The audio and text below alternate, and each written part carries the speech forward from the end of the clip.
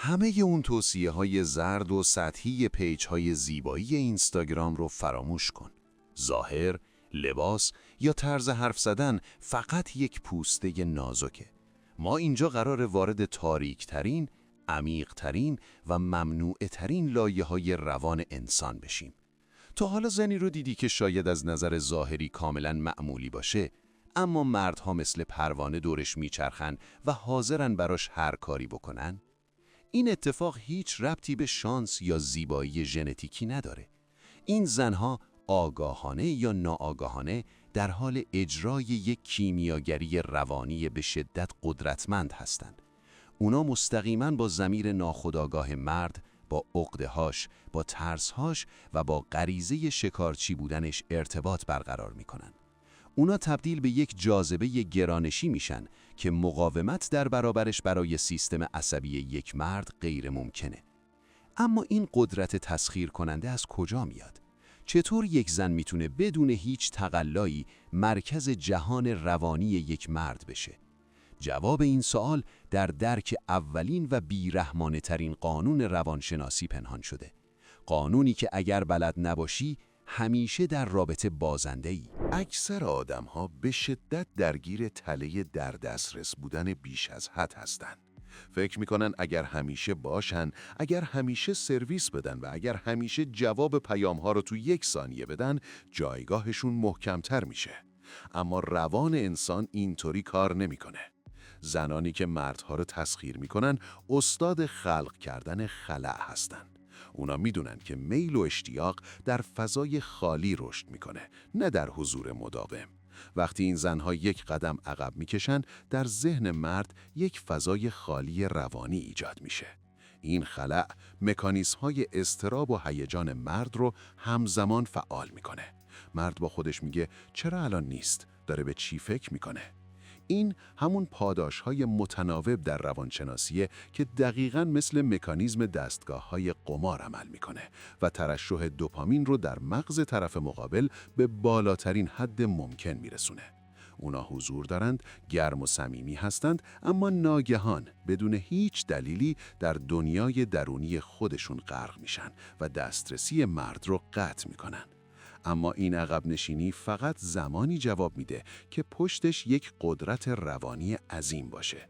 قدرتی که ما رو به لایه عمیق‌تری از شخصیت این زنها میرسونه. بزرگترین تله‌ای که زنان گرفتارشن تله دختر خوب بودنه. دختر خوب همیشه مهربونه، همیشه فداکاری میکنه و هرگز خشمگین نمیشه. از نظر کارل یونگ این یعنی سرکوب کامل سایه. اما زن به شدت جذاب سایه تاریک خودش رو در آغوش گرفته. اون هیچ ترسی از خودخواه بودن، قاطع بودن و حتی گاهی بیرحم بودن نداره. این زن انرژی زن وحشی رو درون خودش بیدار کرده.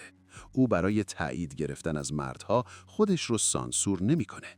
همین اصالت وحشیانه و غیر قابل پیش بینی بودن برای روان خسته مردهایی که پر از دخترهای مطیع و کلیشه‌ای دور و برشون هست به شدت نفسگیر و جذابه. مردها در کنار این زن احساس خطر میکنن و این خطر همون چیزیه که غریزه تسخیر رو در اونها بیدار میکنه. اونا میدونن با کسی طرفن که اگه لازم باشه میتونه تمام بازی رو به هم بریزه. اما چی باعث میشه این زن بتونه با این جسارت بازی رو به هم بریزه و نترسه؟ بوی استیصال کشنده ترین بویی هست که از یک انسان به مشام میرسه. مردها حتی اگر از نظر احساسی کند باشن، به صورت غریزی بوی ترس از دست دادن و وابستگی سمی رو حس میکنن. زنی که هر مردی رو جذب میکنه به یک بلوغ روانی بی‌نظیر رسیده. او ترسی از تنها موندن نداره. مرزبندی‌های روانی این زن از فولاد ساخته شده. اگر مردی از خط قرمزهاش عبور کنه، اون نه التماس میکنه، نه تهدیدهای توخالی میکنه. او به سادگی و با یک سردی استراتژیک چمدونش رو میبنده و میره. این مایندست فراوانی است. او میدونه که ارزشش به حضور یک مرد وابسته نیست.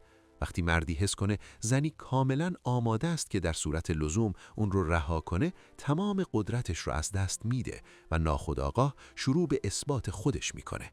این زنها میدونن که قدرت واقعی در توانایی ترک کردن میز بازیه. اما این زن در زمان حضورش دقیقاً با روان مرد چه میکنه که رفتنش تا این حد وحشتناک میشه؟ در روانشناسی یونگ هر مردی در ناخودآگاه خودش یک تصویر ایدئال و زنانه به اسم آنیما داره، زنی که قدرت جاذبه مطلق داره. به صورت ناخودآگاه تبدیل به یه آینه‌ای برای آنیمای اون مرد میشه. او به جای اینکه سعی کنه خودش رو به مرد ثابت کنه، به عمیق‌ترین و سرکوب شده ترین بخش‌های روان مرد گوش میده. او دقیقاً میفهمه که این مرد در کودکی چه کمبودی داشته یا چه رویایی رو در سرش کشته. این زن با هوش هیجانی وحشتناکش دقیقاً همون احساسی رو به مرد میده که تمام عمر تشنش بوده. احساس دیده شدن، احساس قدرت، احساس پادشاه بودن. اما نکته استراتژیک اینجاست. او این کار رو میکنه، اما هرگز اجازه نمیده مرد بر او مسلط بشه. او آینه‌ای میشه که مرد بهترین نسخه خودش رو توش میبینه و به همین دلیل مرد به این آینه اعتیاد روانی پیدا میکنه. اما حفظ این جایگاه خدایگونه نیازمند یک پارادوکس روانی بسیار ظریفه. خیلی‌ها فکر میکنن قوی بودن یعنی هیچ وقت گریه نکردن و مثل سنگ بودن. این یک مکانیزم دفاعی سمیه. زن جذاب استاد بازی با پارادوکس هاست. او نرم، لطیف و به شدت زنانه است. او به راحتی احساساتش رو بروز میده، دردهای خودش رو به اشتراک میذاره و از نشون دادن آسیب پذیریش ترسی نداره. اما، و این اما بسیار مهمه، او هرگز در این آسیب پذیری غرق نمیشه و نقش قربانی رو بازی نمیکنه. او به مرد نشون میده که من قلب نرمی دارم. میتونی بهش نزدیک بشی، اما حق نداری اون رو بشکنی. این ترکیب عجیب از لطافت زنانه و استقامت درونی مرد رو دیوانه میکنه. مرد غریزه حمایتگریش بیدار میشه و میخواد از این موجود لطیف محافظت کنه، در حالی که در اعماق وجودش میدونه این زن از سنگ سخت‌تره. و دلیل اینکه این زن هرگز در آسیب پذیریش خرد نمیشه به سیستم پاداشدهی مغز خودش برمیگرده.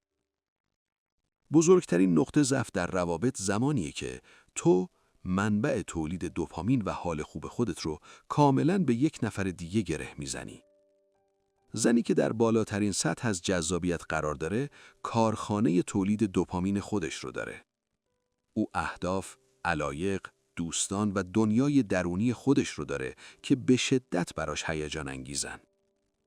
مرد برای او حکم دسر بعد از یک غذای عالی رو داره، نه خود اون غذای اصلی. وقتی مردی متوجه میشه که او تمام دنیای تو نیست، که تو برای شاد بودن بهش نیازی نداری، بلکه فقط ترجیح میدی باهاش باشی، یک انفجار در ایگوی اون مرد رخ میده. او میخواد به مهمترین بخش زندگی تو تبدیل بشه و برای رسیدن به این جایگاه شروع به تلاش میکنه. این استقلال روانی ریشه در درمان یک تله بسیار خطرناک داره که اکثر زنها رو نابود میکنه. زنهای معمولی وقتی با یک مرد آسیب دیده، سرد یا مشکلدار روبرو میشن، بلافاصله عقده ناجی در اونها فعال میشه. میخوان اون مرد رو تغییر بدن، درمانش کنن و براش مادری کنن. و میدونی نتیجه چیه؟ مردها در نهایت از مادرهای خودشون فرار میکنن تا با یک زن واقعی باشن. زنی که روانشناسی قدرت رو میشناسه. هرگز نقش یک مرکز ترک اعتیاد یا کلینیک رواندرمانی رو بازی نمیکنه. او مردها رو همونطور که هستن میبینه و اگر با استانداردهای فولادینش همخوانی نداشته باشن، بدون ذره‌ای دلسوزی احمقانه اونها رو کنار میذاره. او انرژی روانی خودش رو صرف بازسازی یک مرد ویران نمیکنه. همین رهاسازی و تلاش نکردن برای تغییر مرد هاست که باعث میشه مردهای قدرتمند و سالم جذب ثبات و بلوغ هیجانی این زن بشن. حالا که این 8 لایه رو کالبد شکافی کردیم، چطور باید این ساختارها رو در روان خودمون نهادینه کنیم تا بازی برای همیشه عوض بشه؟ واقعیت بیرحمانه اینه که تو نمیتونی هیچ کدوم از این قوانین رو تظاهر کنی. سایه استیصال رو بو میکشه. تا زمانی که در اعماق ناخودآگاهت تشنه تأیید یک مرد باشی، تمام این استراتژی‌ها تبدیل به بازی‌های کثیف و شکست خورده میشن. قدرت واقعی از التیام دادن زخم‌های کودکی، شناختن سایه‌ها و ساختن یک من مستقل سرچشمه میگیره. تو باید به جایی برسی که حضور هیچ کس برات حیاتی نباشه تا بتونی همه رو جذب کنی. این یک مایندست ماکیاولیستی نیست. این نهایت بلوغ روان انسانه. در نهایت خلاصه کل این ویدیو به همراه مایند مپ و نقشه ذهنی روانشناسی این موضوع به صورت فایل در کانال تلگرام قرار گرفته. لینک کانال تو دیسکریپشن هست. حتما عضو بشید و ازش استفاده کنید. حالا تو کامنت ها بهم بگو کدوم یکی از این تله ها یا ویژگی ها برات آشناتر بود و حس می‌کنی توش گیر کردی. اگه این تحلیل عمیق ذهنت رو باز کرد، حتما کانال رو سابسکرایب کن تا قسمت‌های بعدی کالبد شکافی روان رو از دست ندی. این ویدیو رو دقیقاً برای اون شخصی بفرست که میدونی ارزشش خیلی بالاست اما به خاطر تله‌های روانی مدام تو رابطه‌هاش آسیب میبینه و نیاز داره بیدار بشه.